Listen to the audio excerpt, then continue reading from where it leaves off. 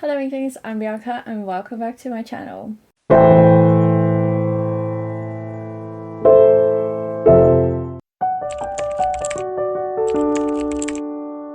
So today we are doing a mid-year stats and graphs check-in for Project TBR Zero.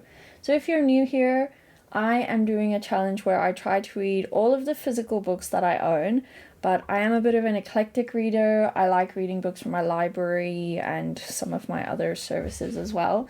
So I don't stick to my physical TBR. So let's see how I did. In total, for the 6 months, I have read 50 books so far, which is half of 100, which is pretty good since that's my stretch goal. My mini goal is 77, since I wasn't sure whether I would actually meet 100 this year. I think around the same time last year, I had read 67 books, so that's like a 17 book difference, which is a significant amount, but I've also been reading longer books than last year, so I think it'll all even out eventually. I think another factor is that I hadn't read as much in my school holidays this year as I normally do. I felt quite slumpy, and then the one massive holiday, I was overseas for majority of it and on holiday, so I was enjoying life and not reading as much as usual. Okay, so let's talk about some of the other stats. So here's my overall reading distribution. I think when we checked in on this at the first quarter, I was a little bit below this. So having the owned read at 50% is perfect since that is my goal. And I have been rereading books that I own as well. And this is something new that I'm tracking compared to last year. So that's fun. Overall, I did actually buy some books and I unhauled some. I think at the start of the year I hadn't really done much of this at all, but I did break my book buying ban in quarter 2 and I did buy 16 books by the look of it. Yep, 16. Okay. And then down here, these are my overall statistics.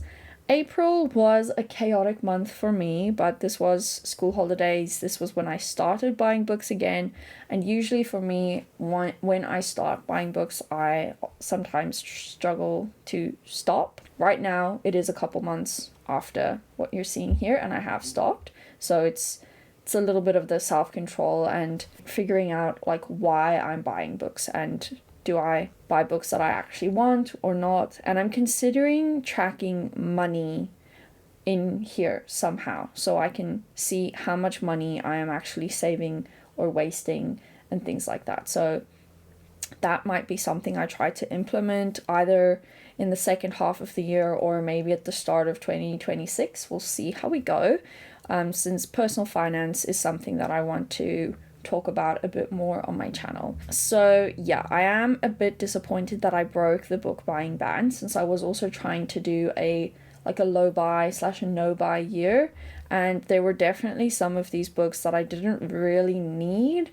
and especially in June, that's when I noticed that I was slipping back into unhealthy habits. I was buying books because there was like a special deal or a sale, and that's not a good enough reason to buy books. In April, I initially bought books because it was my partner's birthday and it was independent bookstore day, so I wanted to support some small bookshops.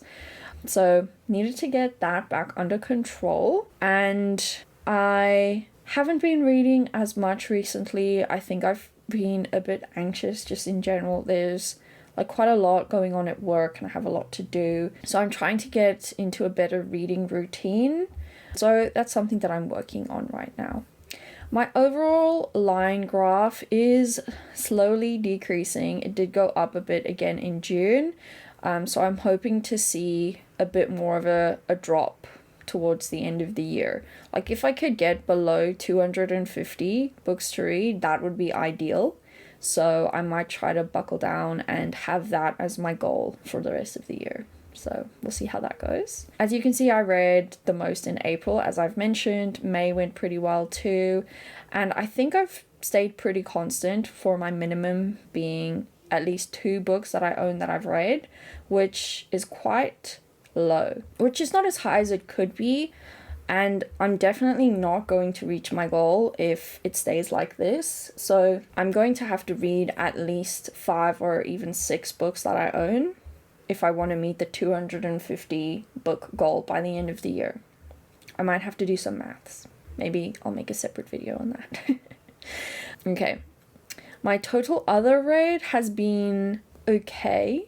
I think at least I haven't read more books that I don't own than I do in the months when I've read 2, because here in January, March, May, June, I've read a minimum of 2 books that I don't own, but I've also read a minimum of 2 books that I do own. So I think that's a pretty good spread, honestly. Okay, then we just see those guys compared. So this is my total bought versus unhauled. And I think when I buy books, I also feel the need to unhaul to compensate for the books that I've bought, which I don't think is the best way to go about it at all. And then here we see my monthly total read with owned and other together. There were only 2 months where I unhauled books. And in April, I did unhaul a fair amount, which I don't even remember which books I unhauled, but I was probably doing a clean out because I was at home quite a lot during that month. And then, yeah, books I bought during the last quarter, second quarter. I'm not very happy with that. And I have shown that I can go without buying books. So that's going to be my goal for the rest of the year. And hopefully I can stick to that.